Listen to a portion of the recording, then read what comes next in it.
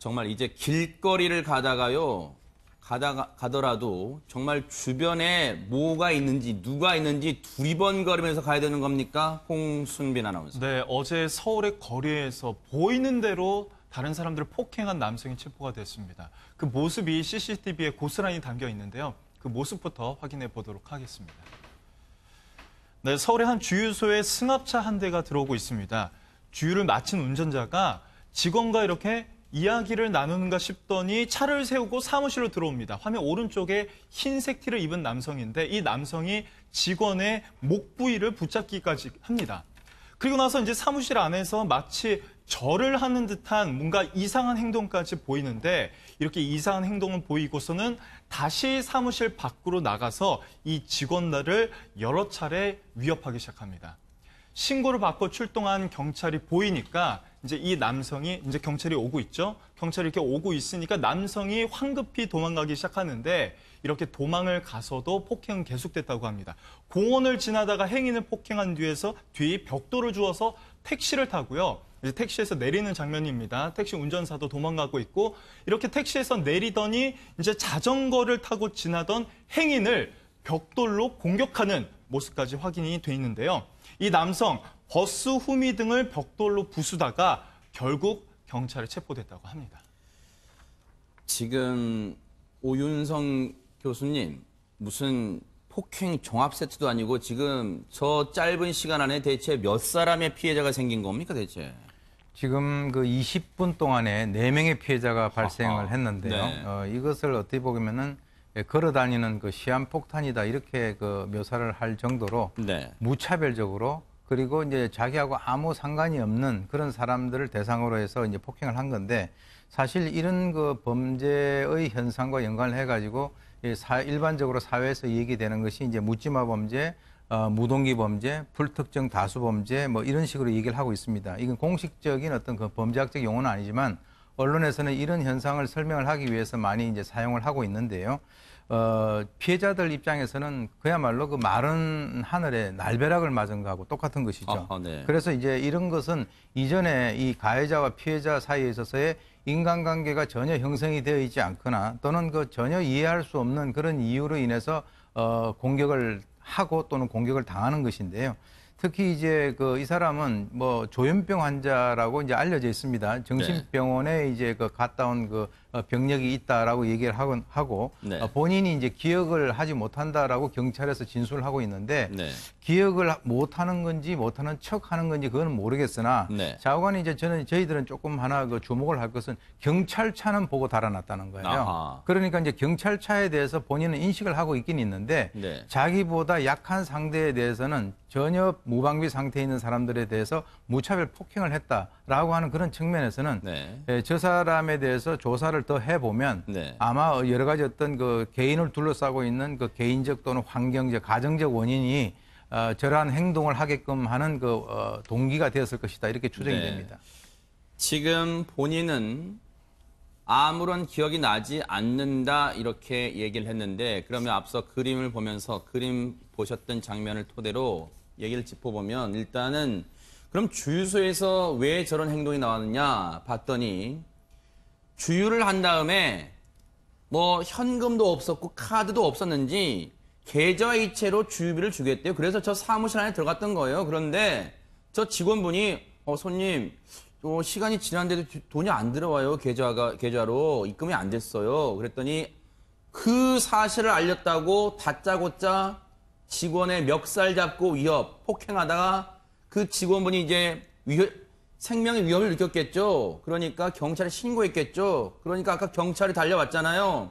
그러니까 불이 나게 도망을 갔고 도망치다가 인근 공원에서 마주친 행인 눈 부위를 가격하고 이유 없습니다. 지금 이유가 없어요. 처음 본 사람들이니까요. 당연히 이유가 없겠죠. 또 택시를 잡아타고 근데 택시 기사님의 얼굴을 가격하고 택시 내린 뒤에 앞서도 보셨죠? 길에 있던 벽돌 어디서 나는지 모르겠습니다. 벽돌로 자전거 타고 가던 분을 가격을 해가지고 큰 부상을 입게 했습니다. 조현병이 대체 뭡니까? 최명기 원장님. 이제 아마 저분 같은 경우 이제 환청이랑 아마 망상이 있었을 것 같은데요. 그 피해자 입장에선 진짜 억울한 일이지만 아마도 그 피해자들이 본인을 공격하는 거로 받아들였을 가능성이 매우 높아요. 그러니까 우리가 공포 영화 보다가 보면은 옆에서 보기에는 그냥 친절하게 대하는데 막상 딱 봤을 때는 굉장히 기괴한 미소를 갖다 띠면서 공포 영화 주인공이 놀라는 경우가 있잖아요. 그러니까 이분의 입장에서는 돈이 안 들어왔다는 것도 믿을 수도 없었으며 그 네. 시간부터 이제 어떤 의미에서 상대방의 행동을 갖다 왜곡돼서 하는 이제 실종이 이제 걸린 거예요. 네. 그런 다음에 큰절을 하거나 그런 행동도 얼핏 보면 이상할 수 있지만 사실은 본인이 굉장히 그 공포감이 있기 때문에 본인을 갖다 좀 봐달라는 의미로 그랬을 수 있고요. 네. 중간에 뭐 칼이 어디 있는지 알려달라는 것도 본인을 갖다 공격할 수 있는 칼이 있다고 이제 믿었던 거지요. 어허. 그렇기 때문에 어쩌면 그럼에도 불구하고 이분이 본인이 기억이 나지 않는다는 거는 진짜일 수도 있고 아닐 수도 있는 것 같아요. 네. 첫 번째는 저렇게 극도의 혼란 상태이기 때문에 본인이 현재 혼동 상태여서 기억이 안 날 수도 있지만 이런 경우는 이제 며칠 동안 쭉 치료받고 좋아지면 서서히 기억이 나는 경우도 있거든요. 네. 두 번째는 이제 생각 소거라 그래가지고 굉장히 드문 의미의 조정 망상인데 자기가 기억하는 거를 갖다 누군가에서 빼내서 없앤다는 그런 어떤 망상이 있어요. 네. 그렇다 그러면 이제 기억이 안 난다고 할 수도 있는데 네. 세 번째는 어렴풋이 기억이 나긴 하지만 본인의 입장에서 경찰을 만났기 때문에 일단 네. 아니라고 얘기했을 가능성도 배제할 수 없어요. 네. 자, 이 사건을 수사 중, 물론 이 사람은 현장에서 체포가 됐습니다. 경찰 얘기 들어보시고 이어가 보도록 하겠습니다.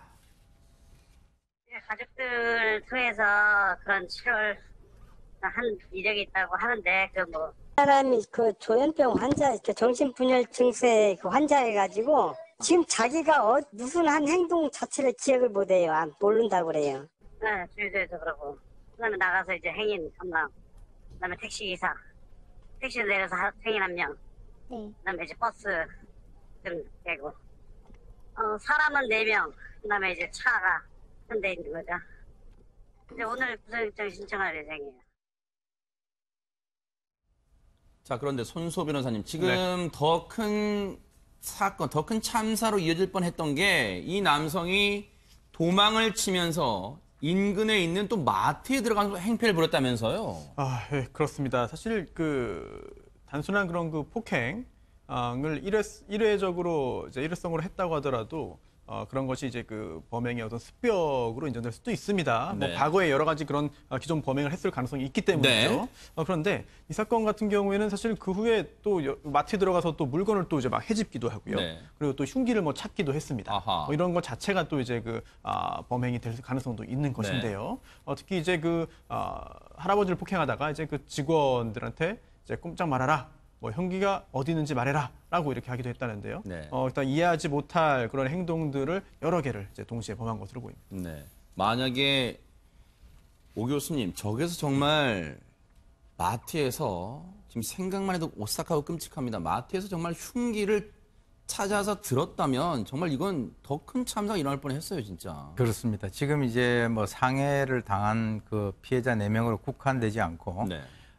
상상하기 싫습니다만 흉기를 가지고 조금 전에 이제 그 원장님 말씀을 하셨는데 본인이 그런 어떤 피해 망상 상황에서 주위에 있는 사람들에 대해서 무차별로 칼을 휘둘렀다면 네. 또는 흉기를 휘둘렀다면 그러면은 저희가 상상하기 싫은 그런 어떤 결과로 연결될 수가 있거든요. 네. 그래서 조기에 저렇게 경찰에 의해서 체포된 그 사항이 네. 상당히 다행스럽습니다. 그러니까요.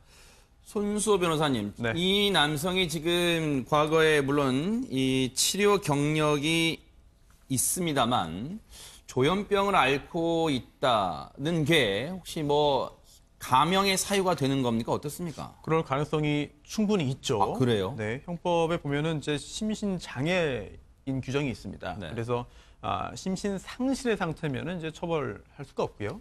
또 심신 미약이면은 이제 형을 감경하게 되었는데 네. 이 심신 이제 상실과 심신 미약은 일반적인 그런 판단력이 아예 없다, 행위 당시 없었다라고 하면 심신 상실이 됩니다. 처벌받지 않습니다. 하지만 그 정도는 아니고 판단력이나 사리 분별력이 좀 부족했다라고 네. 하면 심신 미약에 해당되기 때문에 형을 네. 감경하게 되는데요.